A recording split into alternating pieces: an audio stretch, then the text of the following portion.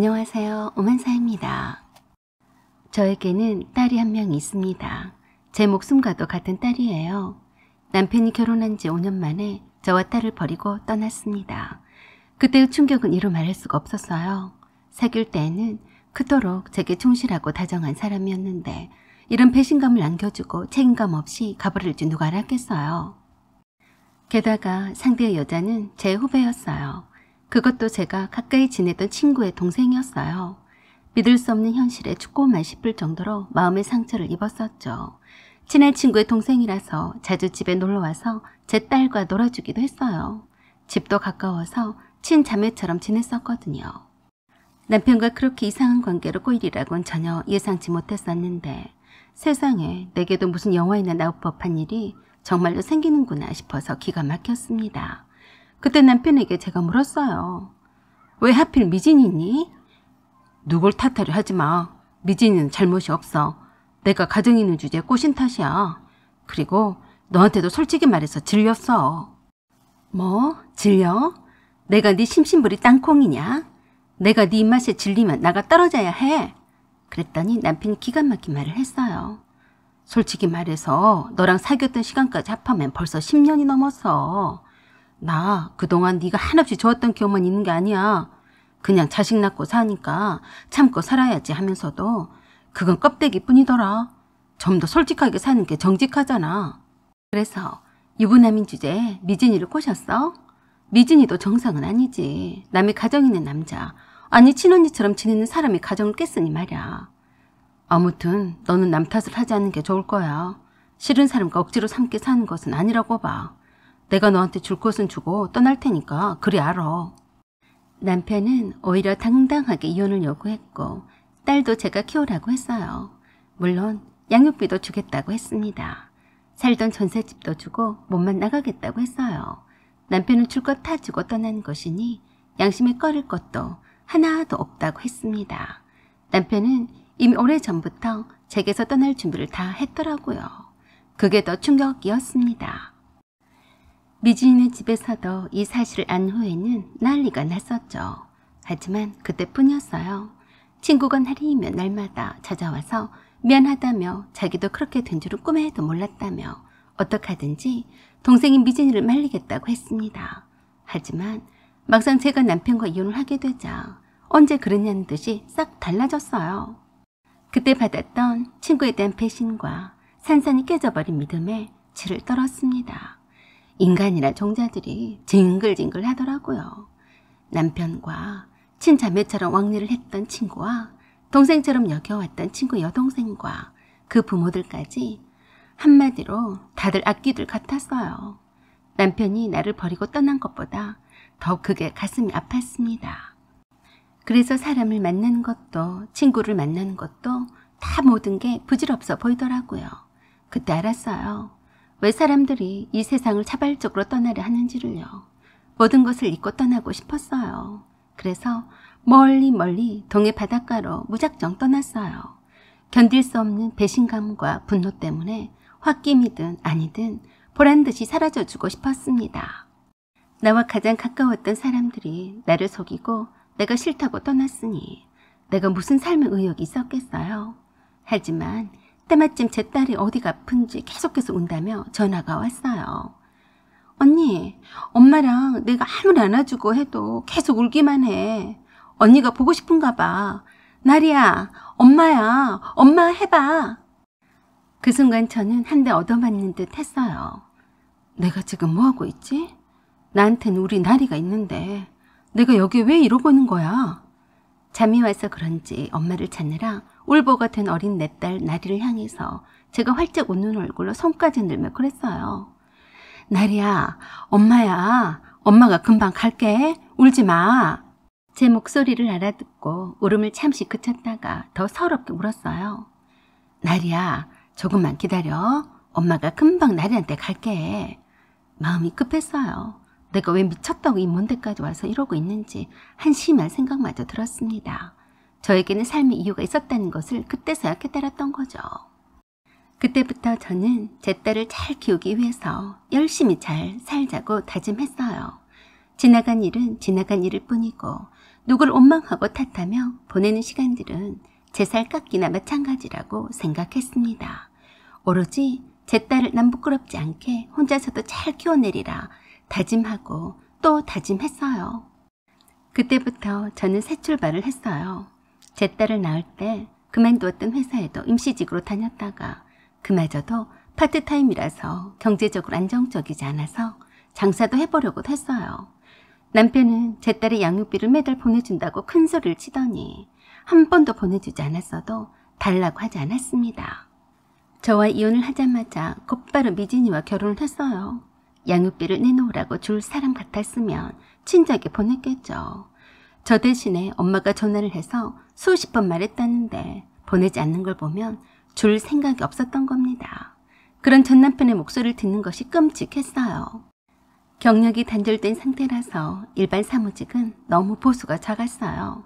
그나마 도배 일이 몸은 힘들어도 괜찮겠다 싶어서 도배 기술을 배우기 시작했어요. 그 일을 하다 보니 아파트 입주 청소하는 일도 가리지 않고 하게 되었습니다. 제 딸은 그렇게 제가 청소와 도배 일을 하면서 번 돈으로 혼자서 키웠어요. 다행히도 공부도 잘해서 늘 자랑스러웠어요. 하지만 공부를 잘한 탓에 친구들과 선생님들의 주목을 많이 받아서 이혼한 가정에 아빠도 없이 사는 것을 모르는 사람이 없을 정도여서 그게 조금 힘들다면 힘든 부분이었어요. 주변의 학교 임원의 부모들이 조금 가여운 눈초리로 제 딸을 쳐다보는 것 같았기 때문이었어요. 지금이야 이혼한 가정이 많아서 그런 것은 별 문제가 안 될지는 몰라도 그때만 해도 색안경을 끼고 보던 시절이었어요. 그뿐만이 아니었어요. 부모의 직업란에 꼭 직업의 종류와 회사명과 직위까지 구체적으로 적어야 했기에 참 난감할 때가 여러 번 있었어요. 그래도 제 딸은 제게 그랬어요. 엄마, 나 괜찮아. 솔직히 처음에는 나만 왜 아빠가 없는지 불만일 때도 있었지만 지금은 괜찮아요. 내가 더욱더 공부를 열심히 해서 꼭 의사가 될 거야. 의대에 들어가서 보란듯이 잘 살 거야. 제 딸은 그렇듯 당차고 참 야무졌습니다.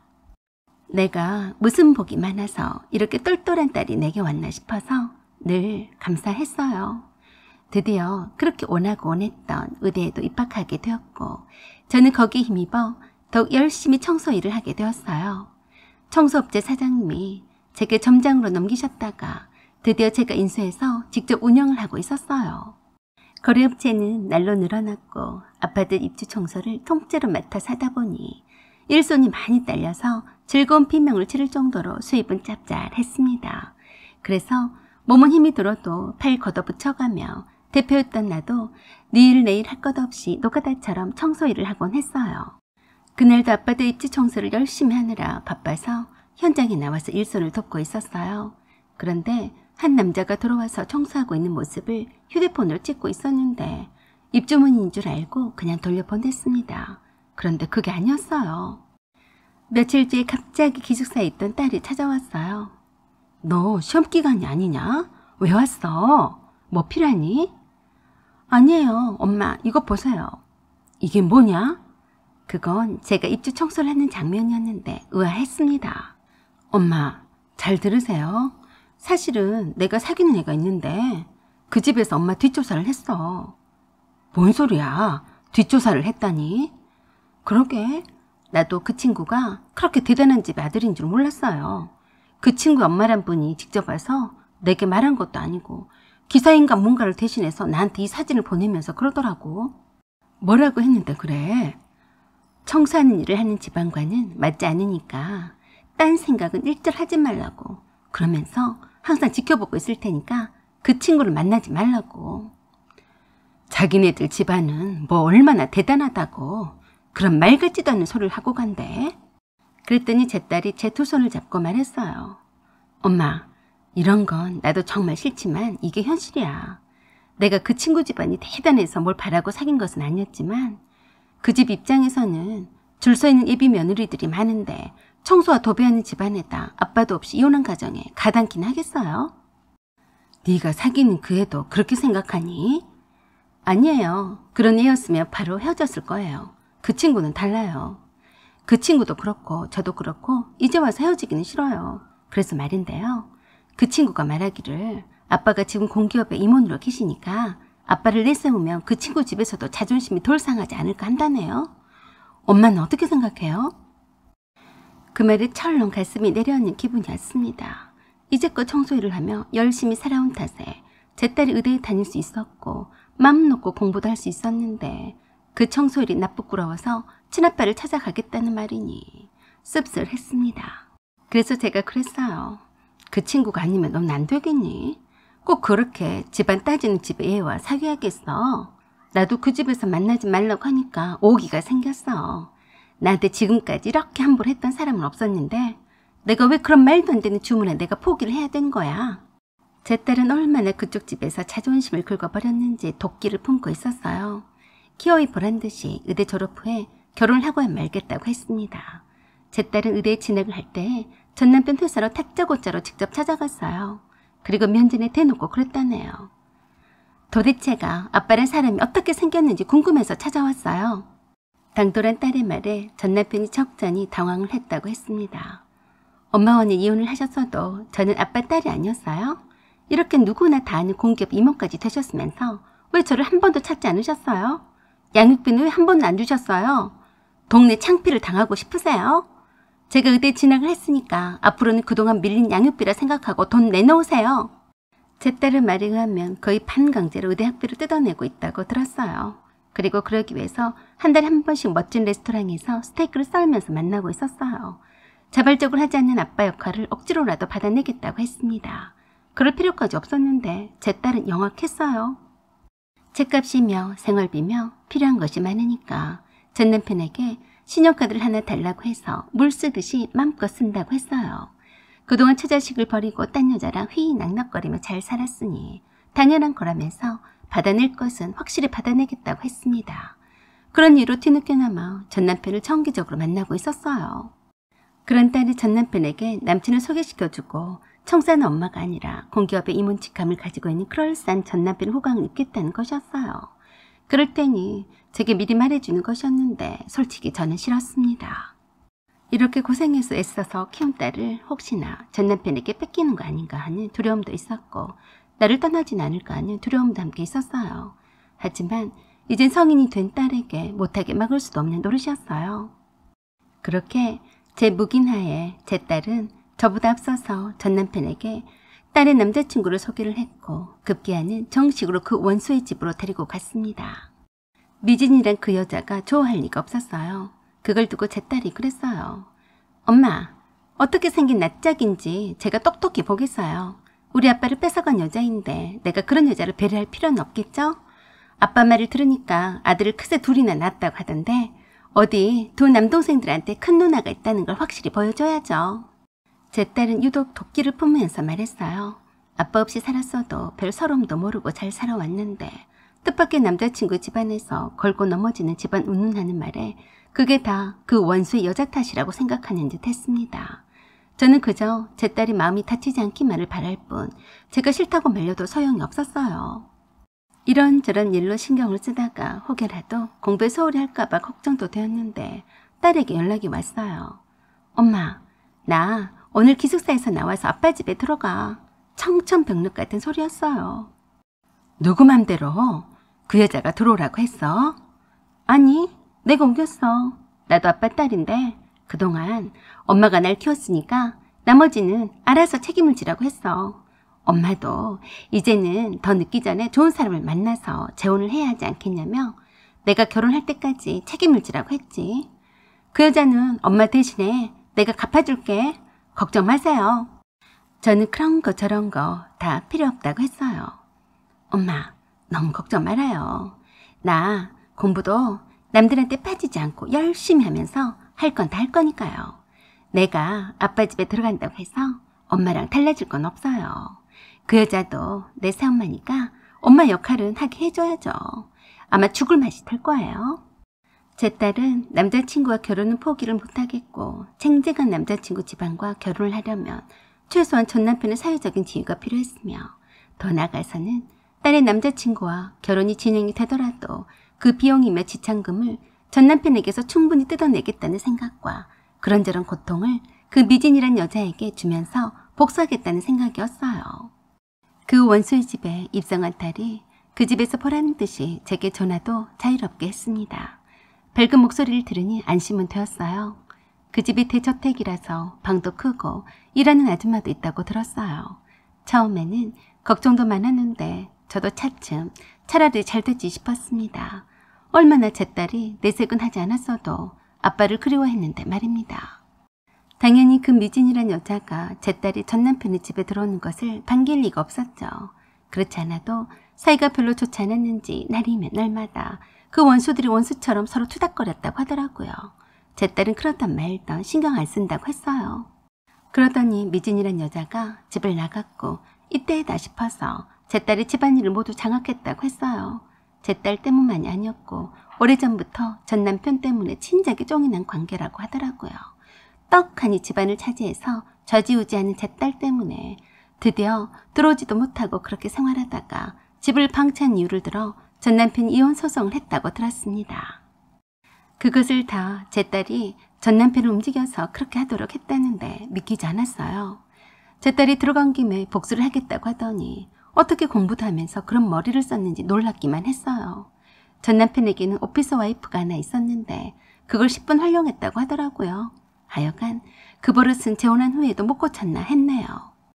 그 미진이란 여자가 홧김에 집을 나가서 일정 기간 귀가하지 않으면 이혼 사유가 된다는 것을 몰랐던 것 같아요.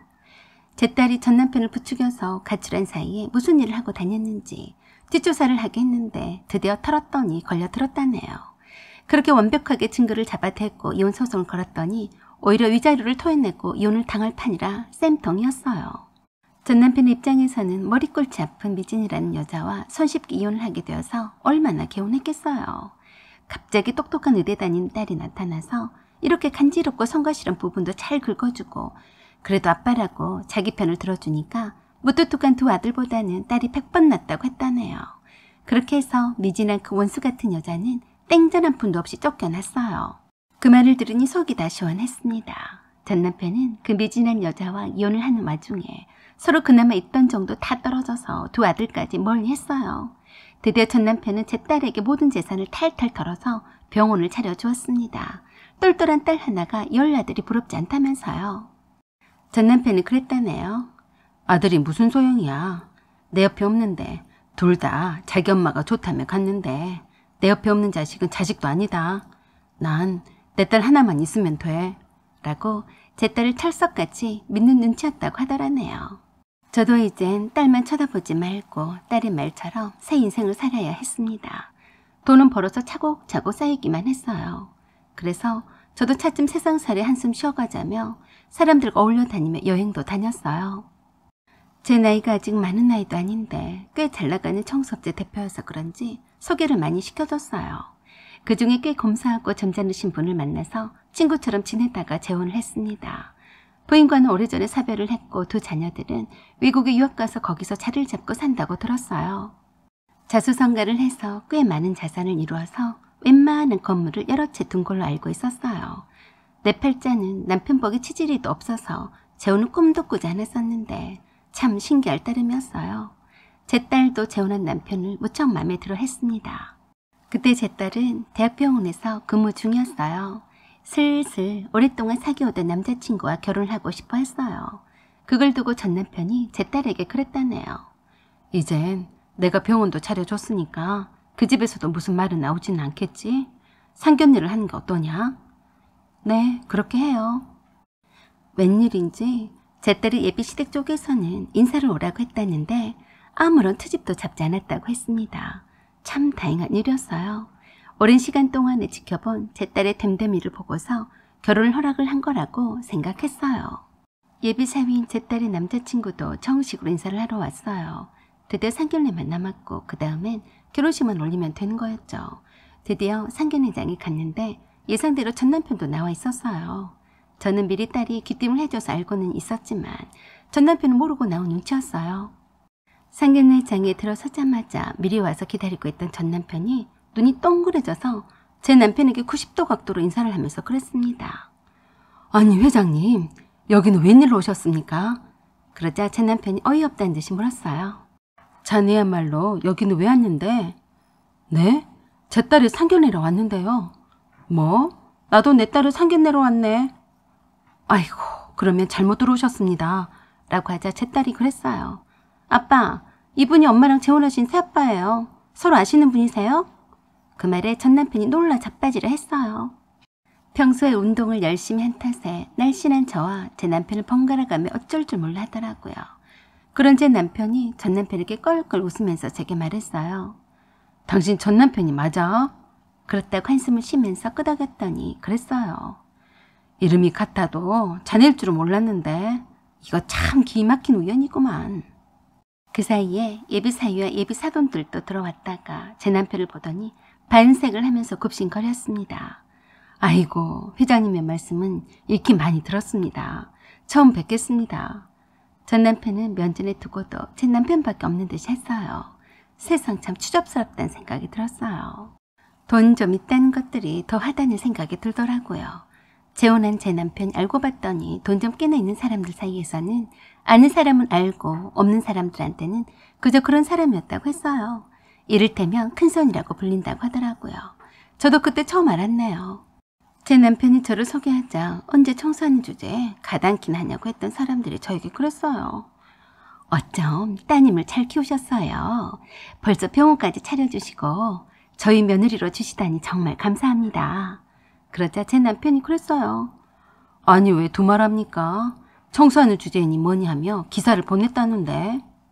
그랬더니 예비 바깥사돈이 그랬어요. 그때는 잘못 알고 이 사람이 실수했습니다. 당신 어서 사과드려. 그러자 단 1초도 머뭇거리지 않고 예비 안사돈이 저에게 사과했어요. 늦었지만 정말 잘못했습니다. 사과드립니다. 그때 일은 용서해 주세요. 어이가 없어서 제 딸 얼굴을 쳐다봤어요. 그랬더니 제 딸이 그랬어요. 돈도 많으신 분이 청소하는 일이 벌레처럼 밟아버려야 직성이 풀리세요? 왜 그러세요? 여기 계시는 새아빠가 큰손 중에 큰손이라 그러시는 거예요? 제가 보기에는 덕팔 시어머니와 아버님이 송충이보다도 못한 벌레 같아요. 자기보다 돈이 많아 보이면 굽시인거리고 적어 보이면 함부로 밟아도 되는 거예요. 제 딸이 예기치도 못한 발언에 모두 뒤집어 엎어졌어요. 예비사위는 당황해서 어쩔 줄 몰라 했고 뒷짐을 지고 지켜보고 있는 제 남편 앞에서 전 남편과 예비사돈의 식구들은 꼼짝도 않고 듣고만 있었어요. 참 재미난 구경거리였습니다. 제 딸이 일장연설을 하더니 그랬어요. 저는 이런 집구석과는 인연을 맺고 싶지 않습니다. 내가 전에는 순수한 마음에서 덕팔씨가 아니면 안 되는 줄 알았는데요. 그게 아니더라고요. 세상에 널려있는 게 덕팔씨 같은 남자였어요. 제가 뭐가 아쉬워서 우리 엄마를 벌레벗듯 했던 집구석에 기어 들어가겠습니까? 그러자 자존심도 없는지 제 딸의 예비 시어머니가 제 앞에 무릎을 꿇고 잘못했다고 용서를 또 한 번 빌었어요. 그러자 또 뜬금없이 화살이 전 남편에게 쏠렸어요. 제 딸이 전 남편에게 말했어요. 아빠는 뭐 하세요? 아빠도 엄마 앞에서 무릎을 꿇고 사죄해야 하는 거 아니에요? 엄마가 동생처럼 여기던 여자 때문에 이혼했잖아요. 그 말에 얼굴이 빨개져서 당황해하길래 제 남편이 그런 전 남편에게 한마디 던졌어요. 자네가 그런 사람이었나? 내가 이제껏 잘못 알고 있었구만. 남자가 할 짓이 없어서 마누라가 아끼는 친구 여동생을 꼬셨어. 자네 회사에다 보낸 투자금 다 회수하겠네. 내 덕에 승진도 잘했다던데 두고 봄새. 그러자 총알같이 제 남편 바짓가랑이를 잡으면서 살려달라고 했어요. 정말 찌질해도 그런 찌질이도 없더라고요. 아이고, 저런 짜잔하고 인간 같지도 않은 것을 뭐가 좋아서 결혼도 하고 자식도 낳았나. 부끄럽기까지 했습니다. 그리고 제 앞에 와서 거짓말처럼 무릎을 꿇고 용서를 빌었습니다. 오래전 일이지만 늘 양심의 가책이 있어서 힘들었어. 내가 잘못했어. 이렇게 내 딸도 잘 키워줘서 고마웠고. 구구절절한 그 영혼도 없이 입만 나불대는 소리는 더 이상 듣기 싫었어요. 그래서 제가 마지막으로 그랬어요. 됐다. 듣기 싫으니까 그만하고 오히려 네가 나랑 이혼해줘서 고맙다. 그리고 제 딸의 손목을 잡고 제 남편과 함께 상견례장을 나왔습니다. 제 딸은 여전히 전 남편이 제 딸 앞으로 차려준 병원에서 열심히 의사생활을 하고 있습니다. 결혼은 천천히 하늘이 맺어준 사람과 자연스럽게 만나 살 거라고 했어요. 저는 제 남편과 행복하게 살 일만 남았습니다. 사연은 여기까지입니다. 구독과 좋아요 부탁드려요. 감사합니다.